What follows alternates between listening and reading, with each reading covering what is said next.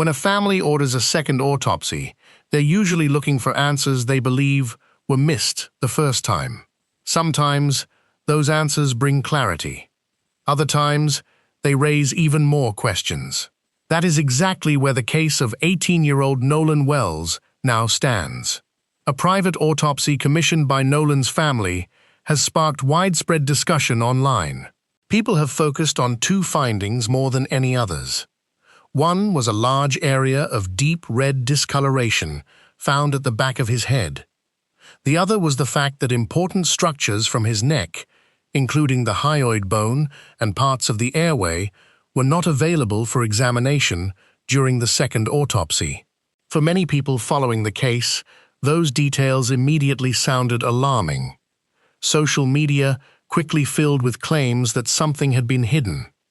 Others argued that the findings proved foul play. But according to forensic specialists, the reality may be much more complicated than either side suggests. So what did the private autopsy actually find? What couldn't it examine? And how much weight should anyone place on its conclusions before the official investigation is complete? To answer those questions, we first have to understand how this case unfolded. Nolan Wells was reported missing after spending part of the 4th of July holiday on Horn Island, a barrier island off the Mississippi Gulf Coast.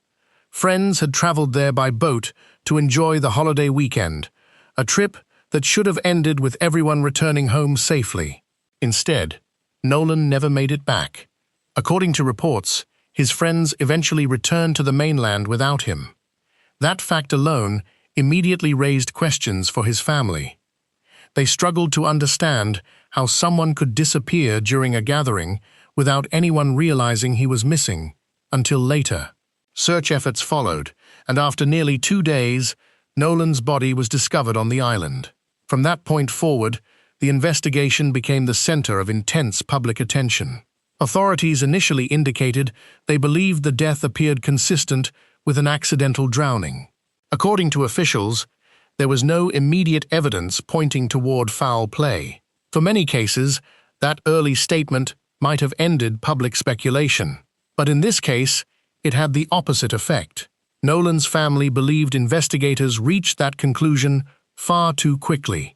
They argued that there had not yet been enough time to examine all the evidence, interview witnesses, or receive laboratory results before describing the death as accidental.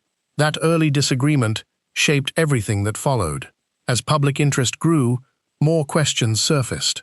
Why had Nolan been left behind? Why did his cell phone reportedly return to the mainland while he did not? What exactly happened during those missing hours? Some of those questions remain unanswered today. As the investigation continued, the Wells family decided to commission an independent forensic examination. Their hope was not simply to challenge the original findings, but to obtain another professional opinion from a separate pathologist. Private autopsies are not unusual in high-profile deaths. Families sometimes seek them when they want additional reassurance or believe important evidence deserves another look. But performing a second autopsy is very different from performing the first. That detail is easy to overlook. When a medical examiner conducts the original autopsy, organs are examined, tissue samples may be collected, toxicology specimens are preserved, and certain structures are sometimes retained for additional laboratory testing. By the time a second pathologist receives the body, many of those original anatomical relationships have already changed. Imagine trying to inspect the inside of a machine after someone else has already taken it apart. You can still learn a great deal, but some observations simply cannot be made in the same way they could have been during the first examination. That limitation became one of the central themes of Nolan's private autopsy. The independent pathologist ultimately concluded that both the cause and manner of death remained undetermined based on the information available during that second examination. That wording surprised many people. Some interpreted undetermined as evidence that something suspicious had definitely occurred. Others assumed it meant the original investigation must have been flawed. neither conclusion necessarily follows.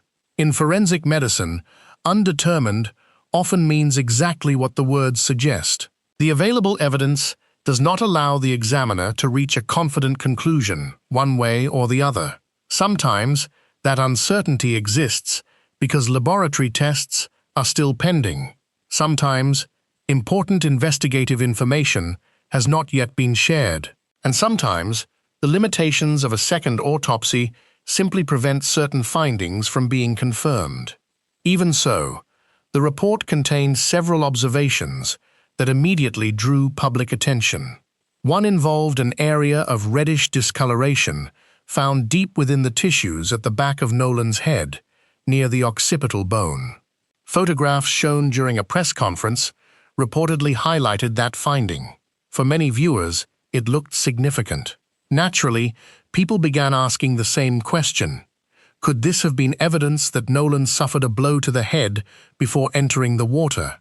It is an understandable question, but according to forensic experts who later discussed the report publicly, the answer is far from straightforward. The discoloration existed without an overlying skull fracture. There was reportedly no scalp laceration described in that same area. There was also no clear evidence, at least from the publicly released findings, that the underlying bone itself had been damaged.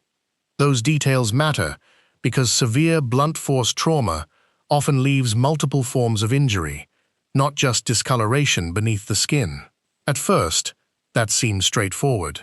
Then, another detail stood out. The private pathologist noted that several key neck structures, including the hyoid bone, portions of the larynx, trachea, and surrounding tissues, were not available during the second examination because they had been retained after the original autopsy. For many viewers following the case, that discovery raised an entirely new set of questions. Why were those structures missing? Is that normal forensic practice?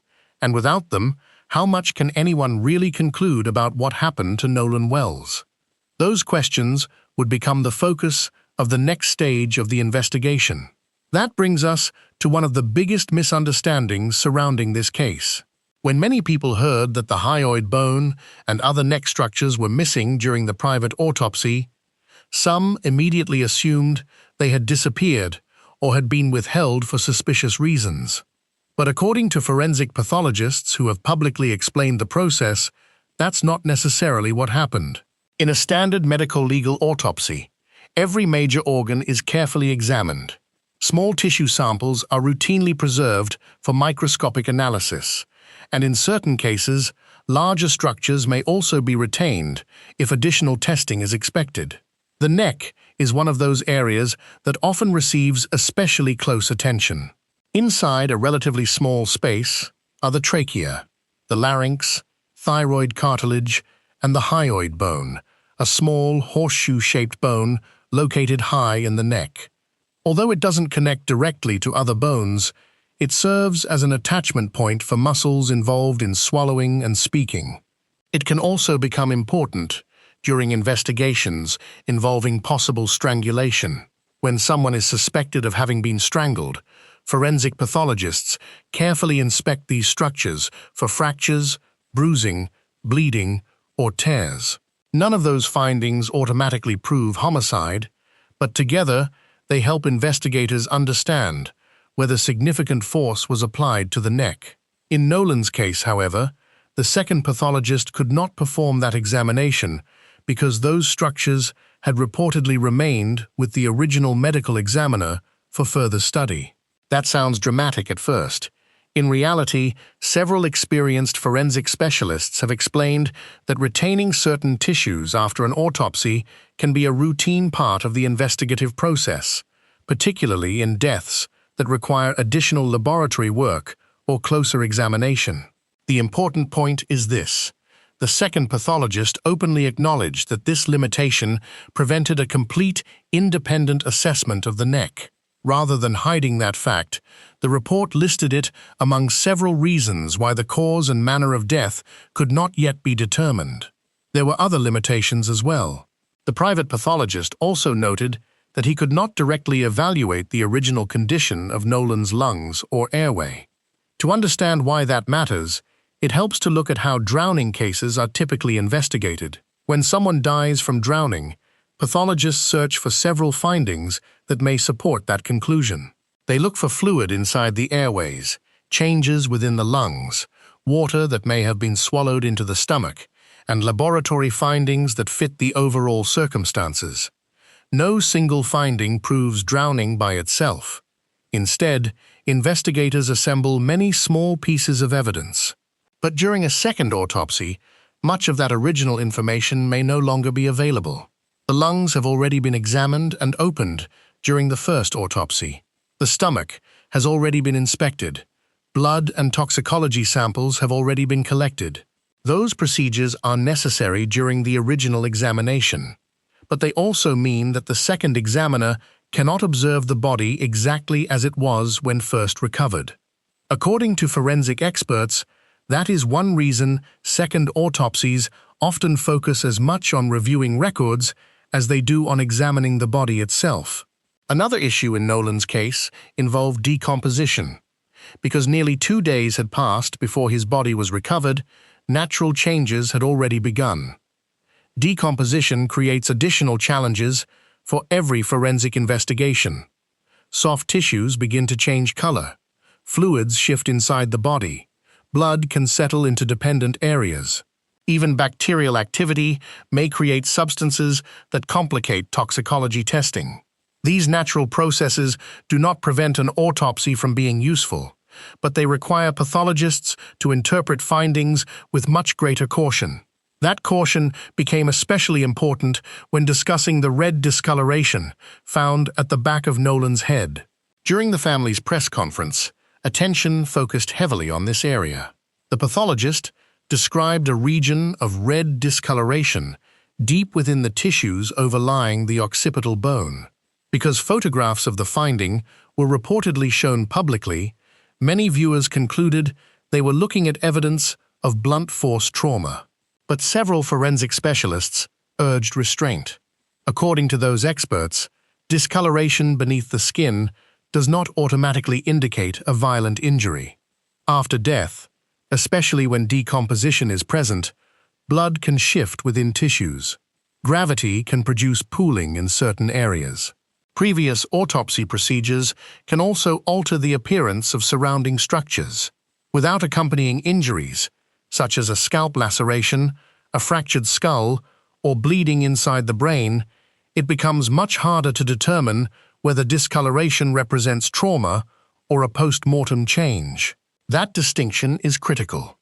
One experienced forensic pathologist explained publicly that if a powerful blow had struck the back of the head, investigators would generally expect additional evidence beyond a single area of discoloration. For example, they might see damage to the scalp, fractures of the skull, or bleeding surrounding the brain. Based on the publicly released report, those findings were not clearly documented. That does not prove there was no injury. It also does not prove there was one. It simply illustrates why experienced pathologists are often reluctant to reach firm conclusions before every piece of evidence has been examined. Meanwhile, another issue continued attracting attention. The toxicology report had not yet been completed when the private autopsy findings were released.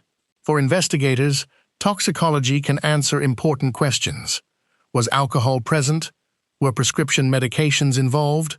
Could any substances have impaired judgment, balance, or swimming ability? Unfortunately, decomposition complicates those answers as well. As bacteria break down tissues after death, they can naturally produce alcohol inside the body. Because of that, forensic toxicologists must interpret alcohol levels very carefully in decomposed remains. Finding alcohol alone does not necessarily mean the person had been drinking before death. Scientists often compare multiple specimens, laboratory measurements, and surrounding circumstances before drawing conclusions. That is another reason investigators were waiting for the complete toxicology analysis rather than relying on preliminary assumptions. By this point, the investigation had become much larger than the autopsy itself. Questions about Nolan's final movements remained unanswered. Witness interviews were still ongoing. Digital evidence reportedly continued to be reviewed. Investigators still needed to establish exactly how Nolan entered the water, when that happened, and whether anyone saw his final moments. For many forensic experts, those investigative details may ultimately become just as important as anything found during either autopsy. Because even the most detailed medical examination cannot explain events that no one has yet reconstructed. And that leaves one question hanging over the entire case. If the medical evidence alone cannot tell the full story, where will investigators have to look next to understand what really happened on Horn Island?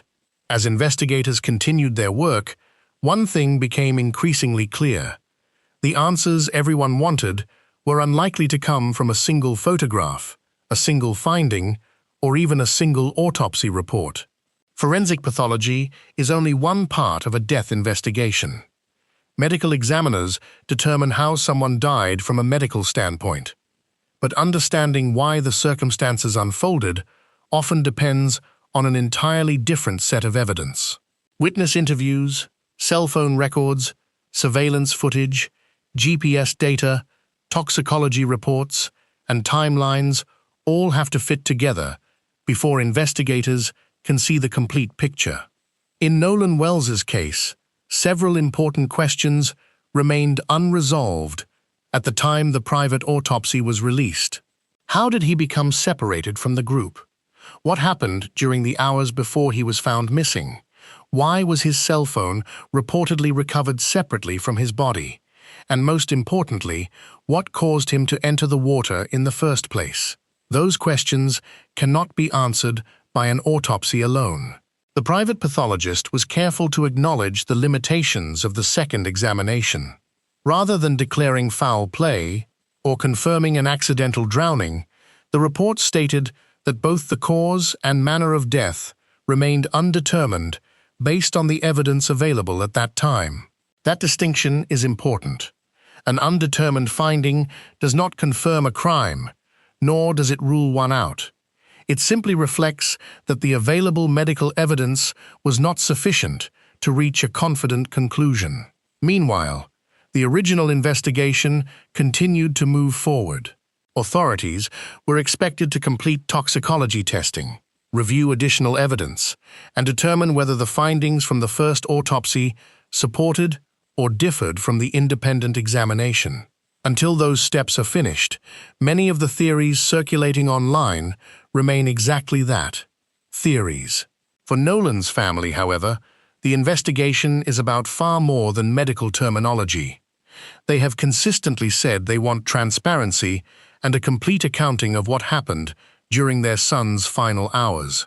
Whether the ultimate conclusion points to an accident or something else, they have made it clear that they want every question examined thoroughly before the case is considered complete. For the public, this case also serves as a reminder of how easily isolated findings can be misunderstood. A missing neck structure during a second autopsy may sound alarming without context. Deep tissue discoloration may appear suspicious in photographs, but forensic medicine depends on examining all available evidence together, not drawing conclusions from one detail alone. As more official information becomes available, investigators will continue piecing together Nolan Wells' final timeline. Until then, patience remains just as important as curiosity. What do you think? Should the public wait for the complete official investigation before drawing conclusions, or do you believe the private autopsy raises questions that deserve even closer scrutiny? If you found this breakdown helpful and appreciate careful, evidence-based discussions of developing cases, be sure to subscribe and join us for future updates. Thank you for watching, and I'll see you in the next video.